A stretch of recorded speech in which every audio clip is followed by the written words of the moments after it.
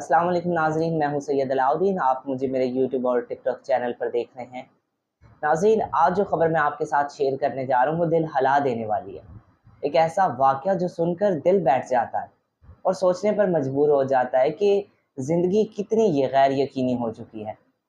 नाज़रीन, बात हो रही है गुजरांवाला के इलाके अहमदवाला की, जहां एक मारूफ कबड्डी प्लेयर जिन्होंने पाकिस्तान को बैनुल अक़वामी सतह पर नुमाइंदगी दी, इनकी बेटी की सालगिरह मनाई जा रही थी। घर में खुशियां थी, बच्चे हंस रहे थे, अजीज़ व वक़ारब जमा थे और एक आम सी खुशी की तरह जो है वो तकरीब का मंजर था। लेकिन कौन जानता था कि वही केक, वही खाना, वही खुशी एक क़यामत में बदल जाएगी। रात को तकरीब ख़त्म हुई, सबने खाना खाया। कुछ खाने जो हैं वो घर में बनाए गए और कुछ जो हैं वो बाहर से मंगवाए गए। केक भी बाहर से आया, बर्गर, पिज़्ज़ा, शवारमा सब कुछ। अगली सुबह अचानक बच्चों की जो है तबीयत वो बिगड़ गई। बेहोशी, बुखार सब कुछ एकदम से शुरू हो गया।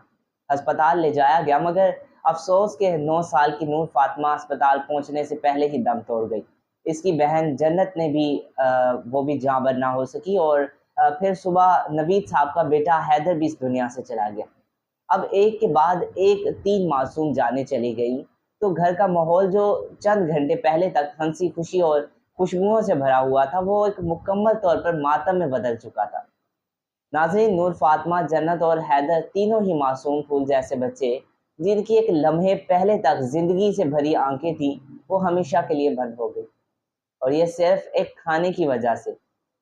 नाज़रीन, ये वो लम्हा था जब अहल खाना को अंदाज़ा हुआ कि जो खाना बाहर से आया था, शायद वही इन बच्चों के लिए जानलेवा साबित हुआ। डॉक्टर्स ने जो है वो इब्तदाई तौर पर फूड पॉइज़निंग का अंदेशा जो है वो ज़ाहिर किया है। पुलिस ने फ़ौरी कार्रवाई करते हुए 5 मुख्तलिफ जो हैं फूड पॉइंट्स उनको बंद कर दिया है, जहाँ से केक, बर्गर, शवारमा और जो दीगर अशिया हैं वो मंगवाई गई थी। 6 अफराद को गिरफ्तार किया गया है और पंजाब फूड अथॉरिटी ने इन तमाम दुकानों से सैंपल्स लेकर फॉरेंसिक के लिए भेज दिए हैं।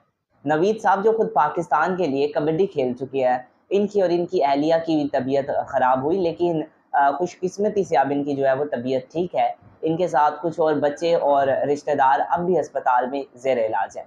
नाज़रीन, सवाल अब हर ज़हन में ये गर्दिश कर रहा है कि क्या सिर्फ फूड पॉइज़निंग थी या इसके पीछे कोई साजिश थी? क्या जानबूझकर किसी ने ये सब किया?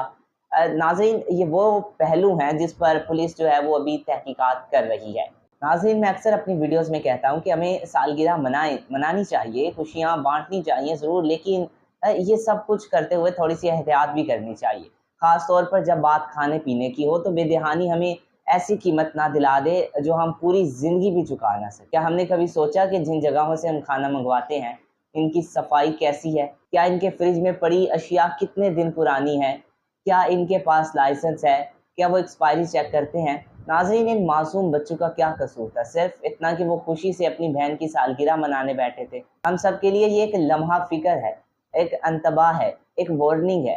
अल्लाह ताला इस घराने को सब्र अता फ़रमाए और हमें जो है वो समझने की तौफ़ीक दे के एहतियात सिर्फ़ दूसरों के लिए नहीं, खुद हमारे लिए भी ज़रूरी है।